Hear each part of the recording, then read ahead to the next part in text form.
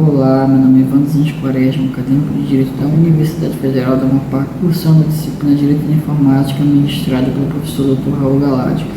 E vamos apresentar o tema Ataques de Guerra Virtual, ataque às instituições públicas e privadas à defesa virtual. A digitalização e a interconectividade transformaram profundamente a sociedade contemporânea. Se por um lado ampliar a eficiência comunicacional e institucional, por outro, expuseram o Estado e o setor privado a riscos crescentes no ciberespaço. Ataques virtuais e conflitos informacionais passaram a comprometer estruturas críticas, sistemas financeiros e a própria estabilidade democrática, exigindo respostas compatíveis com o princípio constitucional da segurança.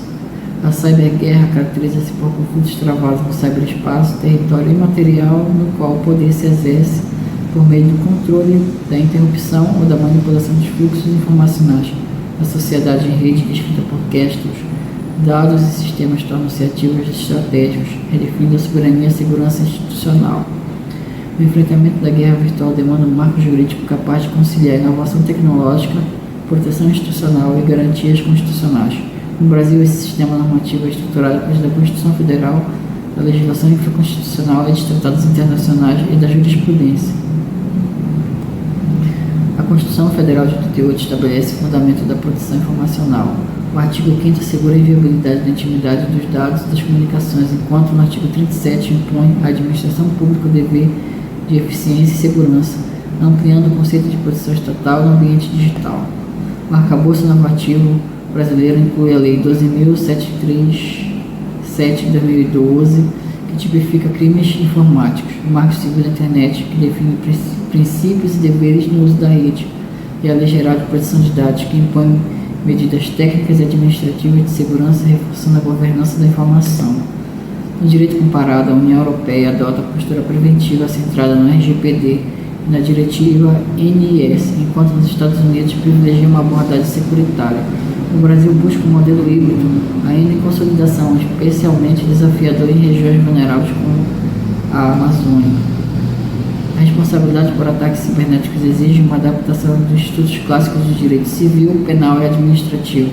A omissão na adoção de medidas mínimas de segurança pode gerar responsabilização de instituições públicas e privadas. A jurisprudência brasileira consolidou o entendimento de que a segurança digital integra o risco de atividade econômica e que deve ser de boa governança, conforme decisões do STJ, STF e TCU. A defesa cibernética envolve normativas institucionais e tecnológicas destinadas à proteção de infraestruturas críticas, dados e sistemas conectados diretamente sobre a soberania e governança democrática. O Tribunal Regional do Trabalho da 8ª Região constitui um exemplo concreto de institucionalização de segurança cibernética em um contexto amazônico com políticas de continuidade, respostas a incidentes e proteção de dados alinhados aos padrões nacionais e internacionais. Agora, a guerra virtual é um fenômeno estruturado da era informacional. Enfrentá-la exige não apenas tecnologia, mas direito da informática comprometido com segurança, governança e direitos fundamentais, especificamente em regiões como na Amazônia. Então, essa aqui foi a minha contribuição e deixo a palavra agora com o colega. Olá, meu nome é Ramon Torres, eu sou discente do curso de Direito na Universidade Federal do Amapá. Este trabalho ele é componente da disciplina Direito da Informática, sob orientação do professor Raul José Galati.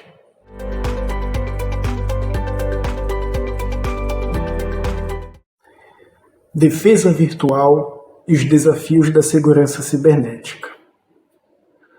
Nesta parte do vídeo, nós vamos falar sobre um dos temas mais urgentes da atualidade, a defesa virtual e os desafios da guerra cibernética no Brasil, e especialmente no contexto da Amazônia. Como explica Manuel Castells, nós vivemos em uma sociedade em rede, na qual o poder já não se organiza apenas em territórios físicos, mas no controle dos fluxos de informação. Isso significa que as guerras do século XXI acontecem no ciberespaço. espionagem, sabotagem, sequestro de dados, desinformação. Tudo isso faz parte de um cenário de conflito permanente que exige estratégias claras de proteção e soberania digital.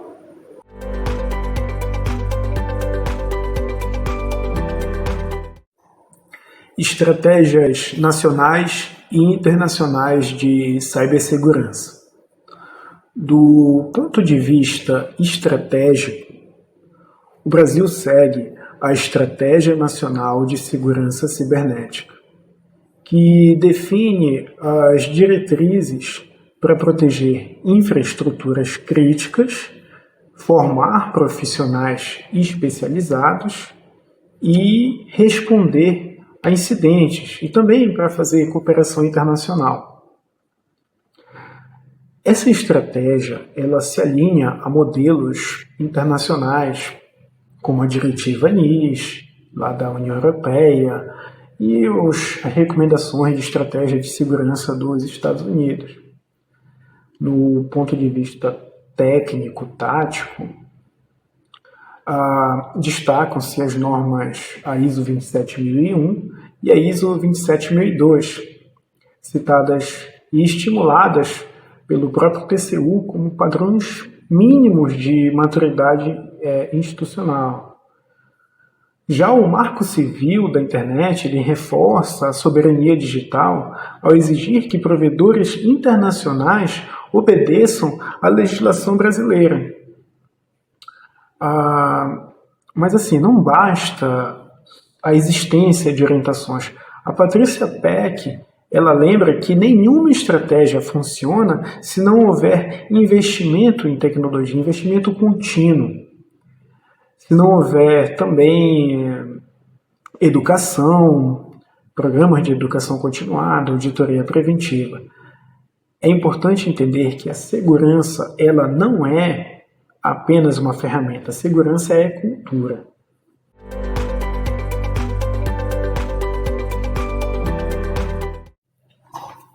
A atuação do Tribunal Regional do Trabalho da 8ª Região, TRT8, como caso prático de defesa virtual no ambiente amazônico. Um exemplo claro dessa transformação é o Tribunal Regional do Trabalho da 8ª Região. O TRT8 ele se tornou referência nacional em defesa virtual, com políticas robustas de segurança da informação alinhado às normas ISO, às determinações diretrizes do CNJ, TCU, etc. A instituição desenvolveu políticas específicas de backup, controle de ativos, controle de acesso e uso adequado de recursos. Implementou planos de continuidade, com identificação de ativos essenciais, mapeamento de ameaças, definição de responsabilidades, mecanismos como redundância entre data centers, etc. O tribunal mantém ainda um grupo de resposta a incidentes de segurança, que é um grupo especializado na classificação e tratamentos de incidentes, com fluxos de comunicação de crise, análise forense, articulação com órgãos externos. Aqui no TRT8 nós temos um grande exemplo de resiliência institucional em uma região que sofre com desigualdades nessa infraestrutura técnica.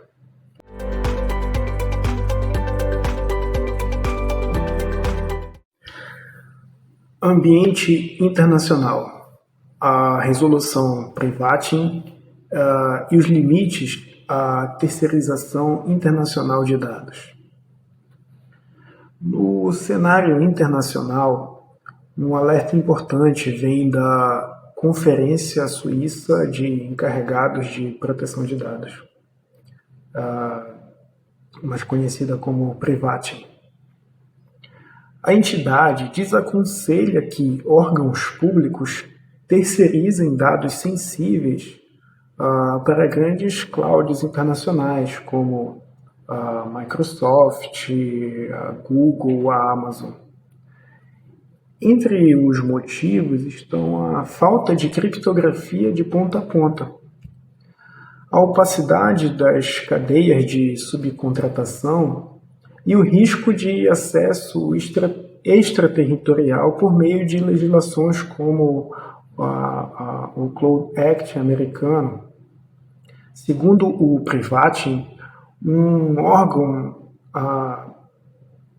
órgão público só deveria usar clouds internacionais se mantiver controle exclusivo das chaves de criptografia, o que é uma discussão que envolve a soberania, desigualdade tecnológica e colonialismo. Temas especialmente relevantes para regiões periféricas, né, como a nossa aqui na Amazônia.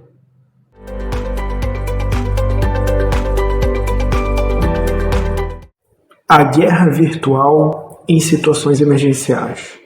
O caso da pandemia da Covid. A pandemia da Covid, ela acelerou a digitalização num ritmo sem precedentes.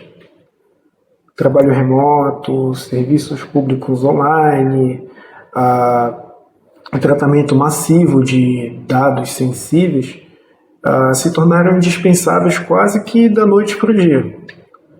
Mas, como lembra a Patrícia Peck, isso revelou uma contradição central. A alta dependência tecnológica, mas a baixa maturidade de proteção. Essa digitalização forçada, ela ampliou enormemente a superfície de ataque. Relatórios do Kaspersky indicam um aumento superior a 300% no número de incidentes entre 2019 e 2021. Em 2024, essas timelines de ataques mostram que o problema não apenas continuou, mas se sofisticou, atingindo setores públicos e privados de forma contínua.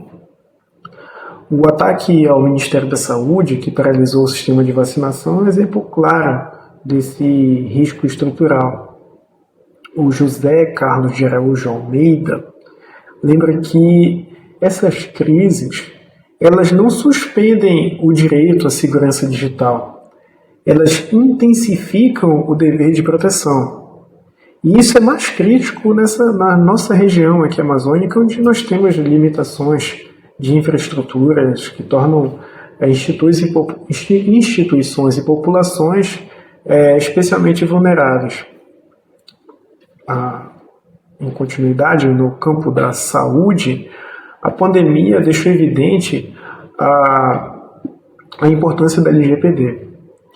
O STF, na ADI 6387, suspendeu o compartilhamento massivo de dados telefônicos com o IBGE por violação aos princípios da necessidade e da transparência. E o recado foi claro: emergência não significa vale tudo. Privacidade continua sendo parte da dignidade humana.